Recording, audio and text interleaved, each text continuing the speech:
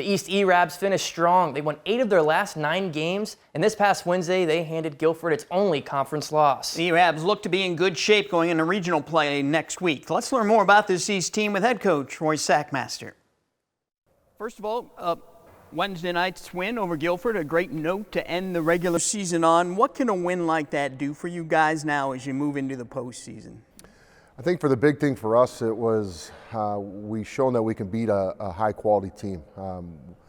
It's nice having a statistician and a math teacher on your team, and so he's always running stats in late game situations, and we were 2-7 in 2 possession or less games going into that, and we just couldn't pull one out against a quality opponent like Guilford. And for us to be able to go and do that, it proves now to me, and I think to our team, that we've got that grit and that toughness to be able to go and try to find a way to win one like that. And hopefully that just bodes well, and it's a sign of things to come here coming up next week. Was that your best, most complete game your guys have played? I think so. At times, Guilford, and to their credit, they gave us some fits. I think we had a couple games in our Martin Luther King term. We might have played a more complete game, but in terms of that level of intensity and that high level of competition, yes, that was our best win by far. Myquan Marshall was tremendous. Everybody knows he might be the best athlete in the conference, but I've never seen him play more assertively, more confidently. He looked comfortable out there. Are you kind of sensing that he's kind of breaking through and really, coming around now to developing and realizing his potential? I think so. We've been really working hard on Myquan, embracing the role of just kind of being that glue guy. We always try to compare him to a Draymond Green. He does a little bit of everything. He's guarding the other team's best player. He's one of those guys that can lead us in assists, but he can also get to the basket and score bunches for us.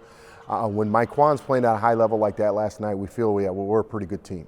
I think one edge Guilford has had over the rest of the conference in the last couple of years is their depth. But last night, Wednesday night, against Guilford, you played like 9 or 10 guys yourself. Do you feel like you've got that depth now that you can really lean on those bench guys?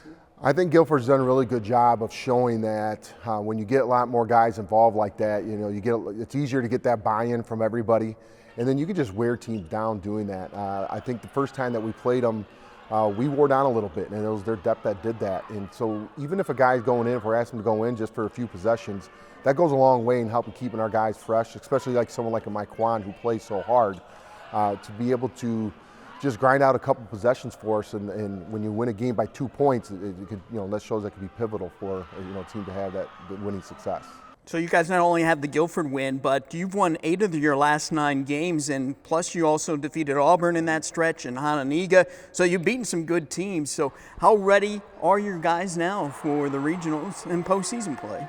We always want to compare how we do in the second half of the rotation of the conference season compared to the first half. We lost a few tough games. We lost 3 losses by 1 possession. Our goal was to go 9-0 in the second half, and if we felt we did that with 7 of our 9 games being home, and then now we get to host a regional, that'd be that upward trajectory that you always want to have at that time of year. Jefferson came in and beat us, and it's one of those things where those types of losses, I think, can actually benefit you in the long run. And I don't know if we win that game last night if we weren't humbled a little bit. Jefferson's coming on; they're getting better as well. And so for us, I think this is exactly what we needed at the right time. So we'll see if it translates into next week. You as a player on those great Boylan teams went deep every year in the postseason. You finished 4th in the state your junior season.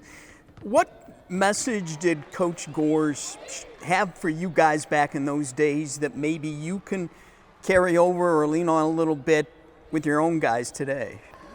I think the big thing for us is that really just try to enjoy what you're going through, enjoy the opportunity that you have. There's no guarantee that this is going to be able to come next year or the year after, even for guys that are underclassmen. Don't take that winning for granted. You got to stay hungry. That's what we said to our guys last night is you can't be satisfied with this. This is what makes us be that much more confident, but also at the same time be willing to come in and work that much harder to get ready, because it's going to take an effort like that and beyond to be able to hopefully win a championship next week. The E-Rabs will host a 4A regional next week. They're going to open with Huntley. Auburn, Jefferson, and Hampshire are the other teams in that regional. It won't be easy advancing out of there, but the E-Rabs certainly are capable of doing it.